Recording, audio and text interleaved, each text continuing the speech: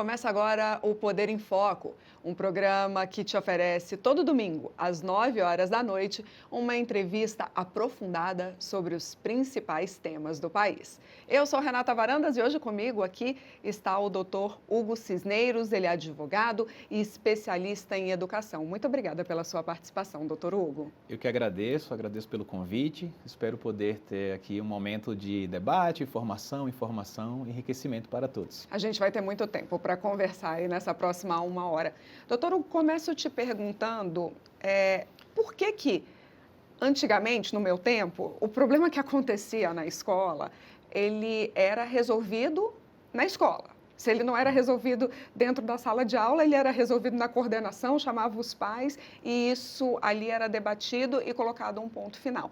Hoje a gente vê que cada vez menos existe o diálogo dentro da escola e mais na justiça. Tudo acaba indo para a justiça, que já tem poucas coisas para poder se preocupar e poucos problemas, e mais esse problema de discutir questões que poderiam ser resolvidas internamente. Que horas que mudou essa chave, que deu um clique e que a gente começou a jogar tudo para a justiça? Pois na nossa época, de fato, era isso, né? Bem, eu queria dar um passo atrás, né, nessas abordagens. Se a gente pega como marco, e aí, obviamente, é apenas um marco temporal, a própria Constituição Federal, a gente está falando aí do final da década de 80, né? A Constituição já dizia naquela época, olha, educação, ela é um processo amplo, né, não necessariamente formal, é complexo naturalmente e ela conta com vários atores. O Estado, obviamente, a família e a sociedade. E quando a gente fala de sociedade, o estabelecimento educativo, a escola, né, e aqui, claro, esse debate que a gente trava hoje muito mais direcionado para o ambiente do ensino básico, né, escolas não necessariamente mais no ambiente universitário, ela vem para compor essa equação. Durante muito tempo, questões que hoje são até estereotipadas, né? É a sociedade do mimimi, é a sociedade do não me toque, é uma sociedade com pouquíssimo poder de resiliência, etc. Bem, o fato é que, sim, até uma determinada altura, esses conflitos entre alunos, alunos com pais, pais com pais, né? Quem aqui pertence a uma determinada geração não lembra, né, dos famosos bate-bocas entre os pais nos jogos internos, nas Olimpíadas escolares. Isso era uma coisa que, olha, sinceramente, começava e acabava ali. Não tinha grupo de WhatsApp dos pais, né? Exato, não havia grupo de WhatsApp dos pais, não havia postagem, não havia, né, o boletim diário do que o filho faz ou deixa de fazer dentro e fora da escola. A aula acabava no momento em que o sinal tocava e não continuava por meio do telefone celular ao longo do dia, da tarde, da noite, da madrugada, do sábado e domingo. Bem, isso é só para tentar encontrar uma resposta para essa pergunta, né? Quando é que a coisa vira, né? Eu particularmente acho que a coisa vira muito com o advento, sim, desses expedientes de tecnologia, do celular, das redes sociais, dessa capacidade que não necessariamente é uma coisa ruim, mas que é um fato social que traz uma série de consequências, que é essa perpetuação da relação aluno-aluno, aluno-professor, professor-aluno, professor-pais, pais-pais, escola-pais e por aí vai. E achar o ponto ótimo nessa curva, onde é que a coisa precisa começar a ser mitigada ou até mesmo desconectada, esse é um grande problema. E, misturado a tudo isso, claro, a gente sabe que a gente vive um momento de uma mudança, né, muito rápida na dinâmica social, na dinâmica familiar, onde acham que, quando não há mais o que fazer, o Estado precisa dar uma resposta. O problema é que hoje é o Estado juiz, é o judiciário, é o magistrado, é a justiça. É como se ali fosse a tábua de salvação, o porto seguro, a instância última para resolver conflitos que, na gigantesca maioria dos casos, não deveriam chegar tão longe, né? Mas o acesso à justiça, ele é pleno, ele é sagrado em nosso país e, né, tem que ser. Se ele é caro, barato, fácil, difícil, isso é um outro problema, mas ele existe, tá?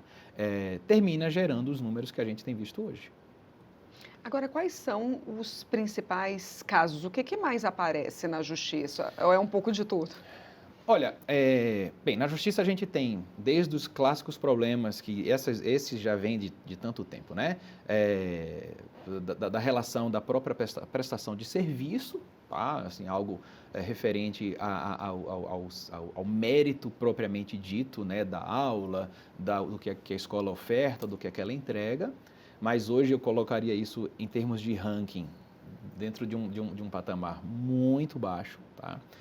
E nós temos, sim, claramente, os números todos mostram isso, um processo muito recente da judicialização que decorre do relacionamento das famílias e dos alunos, naturalmente, com os estabelecimentos de ensino no que se refere à questão da inclusão, né? A questão da inclusão, seja em razão de um crescimento muito expressivo de alunos que hoje chegam aos estabelecimentos de ensino com os seus diagnósticos, né, e que terminam recomendando algum tipo de tratamento, e a partir daí, quando o estabelecimento percebe ou entende que aquele simples diagnóstico, e eu digo simples porque no sentido de serem diagnósticos quase sempre fruto de uma opinião isolada, unipessoal, de um profissional médico e que não tem o acesso ou às vezes nem sempre compreende bem o que se passa na realidade escolar, a escola se contrapõe àquele diagnóstico, não para dizer que não está disposta a entregar àquele aluno algum tipo de tratamento especial, mas não concordando com aquilo que o médico ou psicólogo ou psiquiatra disse que deveria acontecer. E a partir daí se estabelece o conflito. Realmente, o número, né, desses processos tem aumentado tremendamente. E ainda dentro desse, não é exatamente dentro do tópico da inclusão, mas é do tópico do relacionamento interpessoal, nós temos, né, algumas legislações que são bem novas, outras nem tanto, mas que ganham, né, um traço muito mais forte recentemente, como, por exemplo, a questão do bullying, que também tem gerado judicialização, que é exatamente aquele caso que eu mencionei, né? São situações que, eu não vou dizer jamais, mas que não deveriam, com tanto volume, se traduzir em ações judiciais, tá? É o conflito, é a briga, é a violência doméstica que termina se manifestando no ambiente escolar, né? E que isso termina também parando nos corredores dos tribunais. Eu quero desmembrar essa sua resposta para começar perguntando. O senhor começou falando de laudo. Hoje, a gente tem um número que é bem expressivo de estudantes que chegam na escola com um laudo ou acontece inclusive o contrário. Estudou a vida inteira naquela escola, de um ano para o outro ela tem um laudo e que teoricamente precisaria de um profissional especializado, enfim, para poder acompanhá-la. O senhor estava dizendo que, muitas vezes, o próprio profissional de saúde, obviamente, ele não convive com aquela criança, com aquele adolescente, coisa que a escola convive diariamente. Falta um diálogo entre profissionais de saúde e escola, até mesmo na hora de laudar alguém.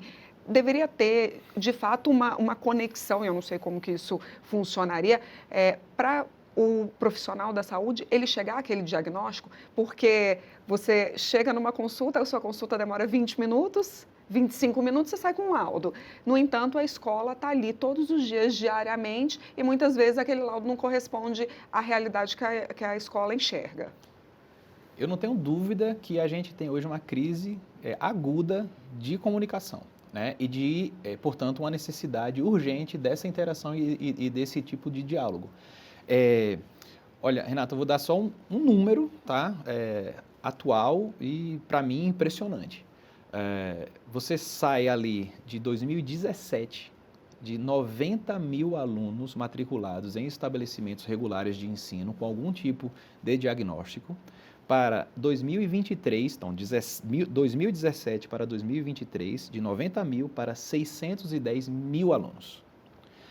Entre 2023 e 2024, o número total de alunos matriculados pula de 1.700.000, mais ou menos, para 2.100.000. Quase 400 mil alunos a mais. Isso no intervalo de pouquíssimo tempo. Há razões para esse aumento vertiginoso dos diagnósticos? E veja, a resposta à sua pergunta veio com a palavra laudo, eu por enquanto estou usando a palavra diagnóstico, porque há uma razão para isso. Vamos chegar lá. Há razões para esse número maior de diagnósticos, vamos falar por enquanto só essa palavra? Sim. Você tem critérios médicos que mudaram, é verdade, tá? A própria Organização Mundial da Saúde conseguindo entender melhor diferenças sutis em uma situação de outra, né? Você não tem mais aquelas generalizações, né, dos transtornos. Você tem hoje situações muito mais bem segregadas, isso é verdade. Você tem a própria questão cultural, tá? Que também encoraja os pais, os responsáveis, a não ter mais vergonha de procurar um atendimento e dizer ao estabelecimento de ensino que sim, o filho dele foi diagnosticado assim, foi diagnosticado assado. Você tem a questão clara, né? Ainda dentro de um ambiente muito nebuloso de explicação, que é até onde essa questão das telas, né? A questão da dependência excessiva, né? do mundo da tecnologia, da inteligência artificial, da falta de sociabilidade a partir de todo esse fenômeno tem também gerado, e isso faz com que a curva tenha subido assim de uma maneira realmente impressionante. Muito bem. Mas, de tudo isso que eu falei, é inegável que, no momento em que você precisa do diagnóstico, é porque alguém deu o diagnóstico, é porque alguém laudou, é porque alguém assinou aquele documento. E esse profissional da saúde, seja o médico, né, psicólogo, psiquiatra, eu entendo, claro, assim, a gente sabe que a responsabilidade dele na hora de fazer um documento, uma afirmação dessa, ela é grande, né? Eu vou partir do princípio sempre que são laudos, ou diagnósticos, melhor dizendo, bem feitos, com muita responsabilidade e sem nenhum tipo de aventura. Mas o problema é a consequência disso e muitas vezes o que o próprio diagnóstico aponta como tratamento adequado ou como aquilo que deve ser feito pelo estabelecimento de ensino, sem que aquele profissional saiba e, de fato, precisamos dizer isso com coragem, com muito respeito, com muita sensibilidade, mas dizer com todas as letras, sem que aquele profissional de saúde tenha a menor noção de como é que aquilo se concretiza no ambiente escolar. Então, assim, a legislação, a questão de um tratamento especializado, direcionado aos estudantes que têm determinadas necessidades, ela não é nova. Todo mundo fala sobre o Estatuto da Inclusão, perfeito, mas isso já vem da Lei de Diretrizes e Bases da Educação. Isso é início do século, literalmente, anos 2000. Já vai fazer mais de 25 anos.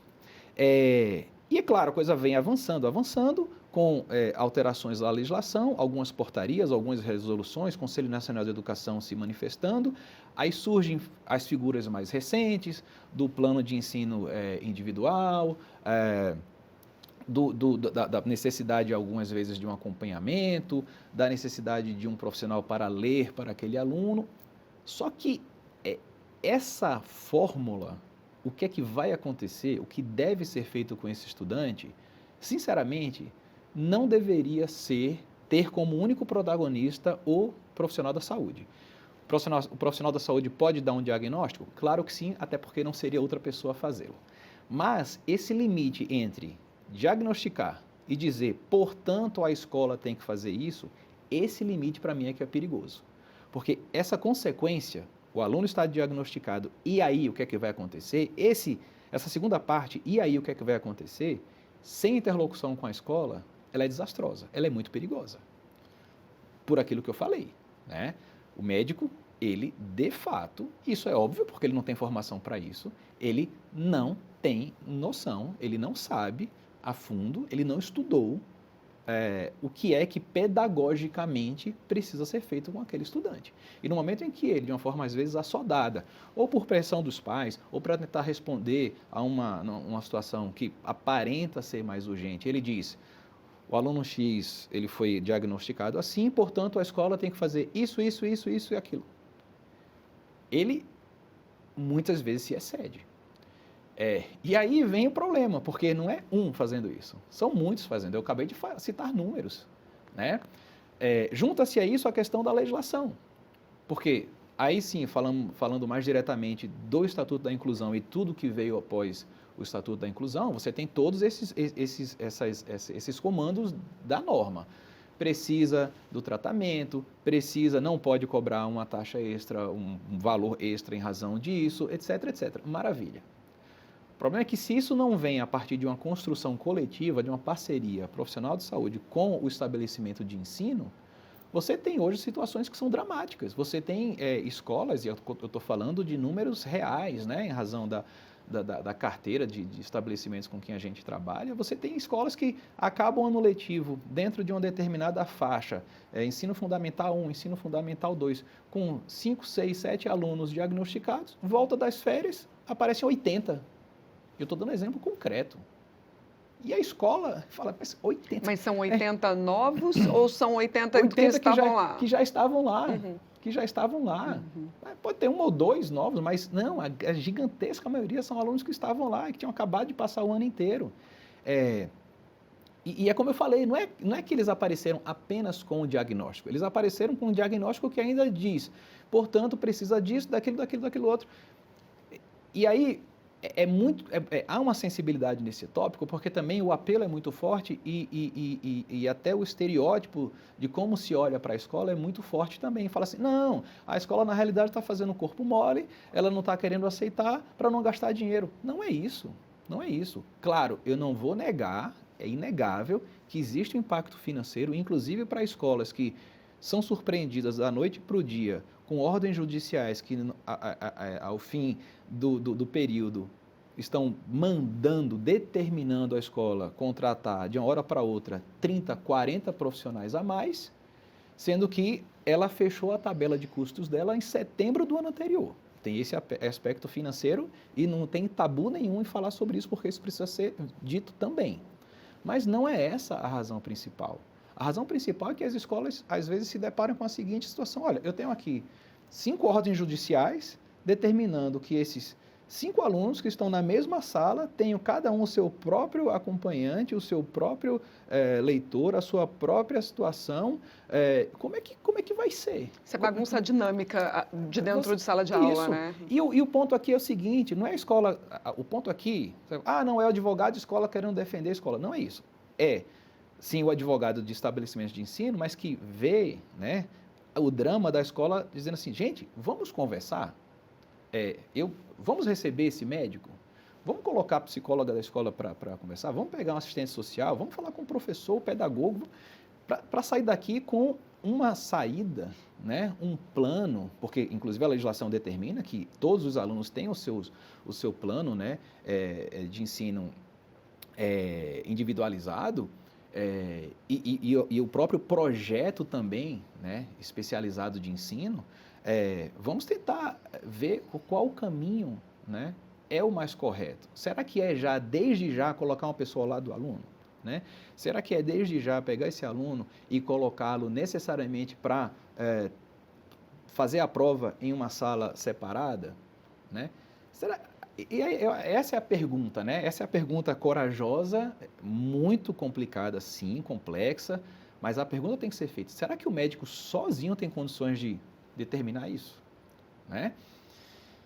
E quando o médico determina e a escola tenta estabelecer um canal de diálogo e os pais e os representantes se sentem desafiados com essa postura da escola, levam isso ao judiciário, é absolutamente verdadeiro dizer que a escola já senta no banco dos réus com a presunção de culpa, porque o apelo é muito forte, tá? O judiciário, que diga-se de passagem, muito rapidamente começou a notar que ele precisava dar um freio em relação a isso, mas que durante muito tempo já soltava a tutela, já conferia a liminar dizendo não, tem que fazer porque o médico mandou, você pode sim prejudicar toda a dinâmica de ensino. Então, aqui, no fundo, o que é que o doutor Hugo, advogado de escolas, está fazendo? Está defendendo o bolso das escolas? Não, o que eu estou aqui fazendo é um clamor ao diálogo, à razoabilidade. Né? Até porque a gente está falando de um processo que ele é perene. Né? Às vezes a agonia de um pai, de uma mãe, compreensível muitas vezes. Não, já faz 2 dias que eu tenho esse diagnóstico e não aconteceu nada. 2 dias. Dentro de um ciclo que tem no mínimo 1 ano, e que o que se espera é que seja um ciclo de décadas, ou década no mínimo, né? 1 década e pouco. Enfim, a gente precisa, sabe, apelar um pouquinho mais para o bom senso. E eu acho que muitas vezes isso falta. Vai parecer absurda a pergunta que eu vou te fazer, mas você está do lado das escolas. Tem hora que as escolas enxergam ali alguns pais ávidos por um diagnóstico? E é uma loucura a gente falar isso. Veja, eu diria assim, claro, né, toda a nossa abordagem aqui nessa entrevista, ela é teórica, muito dependente do que, pelo menos eu vivo na prática, mas ela não pode ser casuística e, ao mesmo tempo, ela não pode estereotipar e nem generalizar. Mas, sim, existem situações onde, até em razão de conflitos que começam no ambiente doméstico, aparentemente, a válvula de escape é a escola. E a válvula de escape é a escola, a quem se terceiriza determinadas medidas que deveriam começar e terminar no ambiente doméstico com apoio escolar, mas não invertendo o protagonismo. Né? Não é a terceirização da missão de educar que é, de maneira primordial e ordinariamente falando, uma missão da família. No seu sentido mais amplo do termo, obviamente. Né? Então, assim, quando a gente nota, e inclusive não vejo nenhum tabu em fazer essa pergunta, acho que é uma pergunta muito boa, muito corajosa e pertinente, é que muitas vezes o próprio profissional, ele identifica isso. E o profissional, e aí sim, o médico, o da pedagogia, o professor, o psicólogo, todo mundo. E olha e fala, gente, que situação difícil, né? Porque, assim, claramente existe aqui um aluno, uma criança, que é vítima. E ela é vítima de algo que acontece dentro de casa. Do sistema de dentro de casa, na verdade. Dentro de casa. Estou generalizando sob nenhuma hipótese, Mas não dá para descartar isso como sendo um dos elementos desse quebra-cabeça complexíssimo, né, que a gente vive hoje. Tanto é verdade que não é por coincidência que nesses últimos, vamos falar aí desses últimos 5 anos, você tem algumas leis emblemáticas no Brasil, né, que é a lei do bullying, sim. Na verdade, a lei do bullying mesmo, ela é até mais antiga, mas a principal, a recente alteração que trouxe o cyberbullying, transformou em crime, etc. A gente está falando de uma lei que não tem nem 2 anos. Você tem o próprio sistema de defesa e de garantias das crianças e dos adolescentes, mas você tem a famosíssima lei Henri Borel, que é uma lei que trata de violência doméstica. São leis que vêm quase que contemporaneamente. É um processo, todo esse processo, ele acontece simultaneamente, né? Claro que aqui, e aí não é minha área, eu não vou me aventurar a falar sobre algo que eu não entendo, não tenho formação para isso, mas você tem inúmeros outros elementos de ordem sociológica, né? Desafios mesmo das novas formações familiares, a questão da família monoparental, a questão de... mas aí também não é nada muito novo, efetivamente não é nada muito novo, e também a gente não pode estereotipar. O aluno é assim porque só foi criado só pelo pai, só pela mãe. Porque os pais são separados. Porque os pais são separados, porque é uma família homoafetiva, porque foi criado pela avó, porque... Não, esse estereótipo, ele é perigosíssimo, perigosíssimo. E é justamente por isso que a gente volta no ponto inicial, que é quando o pai ou a mãe... e aqui eu falando, eu já me lembro, né? Que tem uma situação que ainda é pior. E quando o pai quer uma coisa e a mãe quer outra. Né? E quando cada um traz um laudo diferente. Né? O pai traz um laudo dizendo é assim, e a mãe, não, de forma alguma, é assado. Eu fui no médico que disse isso. A mãe falou, não, mas o meu médico disse que é aquilo. Imagine, e a escola? O que a escola vai fazer?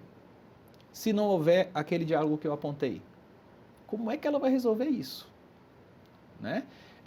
A quantidade, e aí voltando àquilo, né, das estatísticas e tudo, a quantidade de vezes que a gente recebe um telefonema numa situação supostamente urgente e você vê claramente pai e ou mãe e ou responsável, ou avó, o que seja, querendo que a escola resolva o que ela não conseguiu, e aí é pior ainda, o que ela não conseguiu resolver no judiciário é muito grande. E a resposta, essa a gente tem que ter na ponta da língua. É dizer, olha, professor, professora, diretor, diga a esse pai, diga a essa mãe, diga a essa pessoa que a situação já está judicializada e a escola não é juiz, a escola não é Ministério Público, a escola não é polícia, a escola não é conselho tutelar, a escola é escola. E ela agora está refém de uma situação que se instalou. Se essa decisão não lhe agrada, o caminho não é aqui, o caminho é a própria justiça. Recorra, converse com seu advogado, né? Porque, na verdade, já foi judicializado, não foi tentado ser conversado anteriormente. E aí, só que, não, eu não estou satisfeito com o que o juiz decidiu, vou para a escola. A escola vai fazer o quê? Né? Se isso aqui fosse um programa de causos, eu diria que a gente teria muito o que contar, viu? Vários casos. Eu vou chamar um intervalo para a gente poder continuar conversando, tá bom? Tá ótimo. A gente faz uma pequena pausa e o Poder em Foco volta já já. Não saia daí.